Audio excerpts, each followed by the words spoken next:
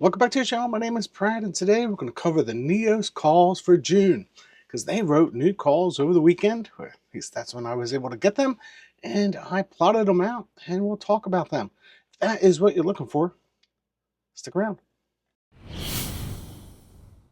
So my name is Brad, and I've been covering these for a few months, and I'm going to be covering them pretty much every week just to show you where they are. So if you're interested in it, hit the subscribe button so you can watch me talk about these every week or thereabouts. First of all, let's talk about how much of a percentage they wrote for each one of these funds. BTCI, each strike is worth about approximately 27.5%. QQQI is each strike is worth about 35%. SPYI, each strike is worth about 35.5%. IWMI, each strike is worth about 38.4. IYRI, each strike is worth about 35%. SPYH, right around that 59.2, and QQQH, 75.9. Now you'll ask yourself, but Brad, you said each strike. That's because on the ones I said each strike, they write two strikes. On SPYH and QQQH, they write one strike, just to give you approximately what they're doing. But I'm going to show you that on a graph because, all honesty, I could talk about this all day, but getting to a graph is where you might see how these things actually operate. So let's quickly go through where they finished last month. SPYI, well, the first strike was passed. It went through the strike, and we're going to show that on a graph. Same thing for the second strike. QQs, same thing. IWMI, see that went through both. BTCI, it finished only above one of the strikes. The other strike was not. That was interesting. And IYRI, if you don't know, that is on REITs. And the best part is so far, at least from my tracking, it's never went through the strikes. Well, I should clarify that. It has gone through the strikes, but it's never finished above any of their strikes. So we'll show that on a graph and talk about it. Going into June, where are they? SPYI, first strike, and I'm going to say the first strike is 1.75. So for the first 1.75%, we don't get capped. QQQI, 2.1. IWMI, 2.6. BTCI, 9%. And IYRI, 1.5%. That is where we will start to get capped when it goes through that first strike. That's all fine and dandy, Brad, but a lot of people have no clue to what I'm talking about. But when they see it on a graph, they can understand it. So let's go ahead and put SPYI on a graph. When I graph it, I show the last 2 months in this current month. You can see the very first month, which was April, they finished below the strikes. There you have it. That's perfect. The second one, you see they finished above both strikes. And on this month, you see where the strikes are, and the little red dotted line is new. The little red dotted line is all-time highs. All-time high for close. So you can see how close we are to all-time highs for the index. But you can see where the first strike is, and that's about 35.5%. So once we go through that strike, you're going to see the price of SPYI slow down in appreciation. But until we hit that first strike, you can see SPYI appreciate over time. Now, there is a whole thing about the options and time decay, and you don't see it correlate 100%, but as we get closer, the time decay starts to increase. But let's not focus on that. Let's just focus on, does it touch the strikes, go through the strikes, and where we end up at the end of the month, because that is what's the most important. So QQQI, where are we? First month I have it tracked is April. We ended up in April just at that first strike, just above it. But then they rolled those strikes, and you can see that we went through them last month and we finished above those strikes. So that kind of corresponds back to the original chart showing you percentages. This is just graphic of those percentages. You can see where we are today. Each one of those strikes are worth about 35% of the portfolio. And you can see the red dotted line. That red dotted line is the close of all-time highs for the Qs. Hopefully that makes sense to you. IWMI, this is on the Russell.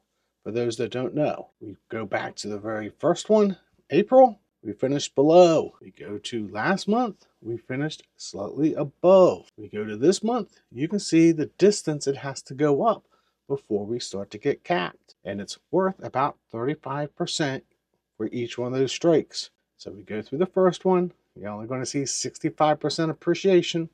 You go through the second one, well, then you're going to slow down your appreciation because that's about 70%. So only 30% will continue to appreciate. And that is what we're seeing as a good strategy. Getting capped kind of stinks, but we're getting the income. But having that percentage uncapped allows you to continue to go forward in price appreciation. The red dotted line all the way at the top, again, is all-time high close for the Russell. BTCI. Who does not love BTCI? Still say everybody should have a little bit of Bitcoin. Not much, but a little bit of Bitcoin. Maybe I just quadruple down. Never know. Members know. Anyway, BTCI. If I look at the very first month of April, you see we finished slightly above both strikes. You notice that you go to the next month, May, we finished above the first strike. Well, we come to June. You see where their strikes are. Significantly higher. Let's hope Bitcoin goes up there because we'll capture at least 9% movement by the end of the month. Never know. But each strike is worth about 27.5% of the portfolio. That way, when you go through all of them, you can see how much you're still appreciating and capturing that upside with BTCI. Now, one question you might ask, Brad, where did you come up with those percentages? Well, the day that they wrote the calls over the weekend, I went and downloaded each one of their holdings off their website. I subtract out the actual options trades. I then take the amount of options trades and how much that is worth, and I divide it by the worth of the fund. That's basically all I do. So you can go do this yourself, or you can follow me and I'll do the math for you. IWRI. Where does this one stand? Well, we see 3 months. April, May. You can see that in April, we finished well below. In May, we went through the first, but we finished below the first. And you can see where they are today. You can actually see the one line is straight across that second strike because it's at the exact same strike price. But each one is worth about 35%. Just to give you a figure, if we go through those, how much you'll be capped as it goes up. But they will roll again at the end of June, right around the 30th, or whatever the last day of the month is. Two funds that I don't normally cover, but I'm going to cover them today, is SPYH. And where are these? Let's look at the last 3 months. Well, April, you can see where the strike is, and that's the blue line at the top. The blue box is where you start to get your protection. You can see that it went into the blue box, but when it finished out of the protection area. You can see that last month you went through the strike, and you can see where that protection area is. And you can look at this month's strike being up there near the red line, and you can see where the protection area starts down below. Just there you have it. Unless you're in the blue box, you're not getting any protection. Go through the blue line at the top, you start to get capped that percentage. QQQH, something that used to be a different fund, NEOS, now named QQQH, you can see the last 3 months. You can see that they finished through some of their strikes, being the blue lines, and you can see that they went into the box to get that protection, but came out of the box. So you protected your capital, then you didn't protect your capital, and is it worth the protection? That is up to the individual investor. Brad plays a little more risky and says no, he'll take the larger percentage. But some folks are happy with 8% compared to 14%. That is totally up to you and your investment goals and strategies. And by the way, nothing here is legal, financial, or any other advice. It is just Brad on the internet giving his interpretation, best he can, of the funds. But so far, pretty close. I can't always say that I'm perfect, but at least I try to put an effort forward. So hopefully you like this video. Make sure you like and subscribe, and we look forward to you in another video. And FYI, did I really sell everything for Bitcoin? I'm going to do another video hopefully later today or tomorrow, and we'll discuss it. Some accounts did get sold, all for Bitcoin or MSTR. Stick around, and God bless.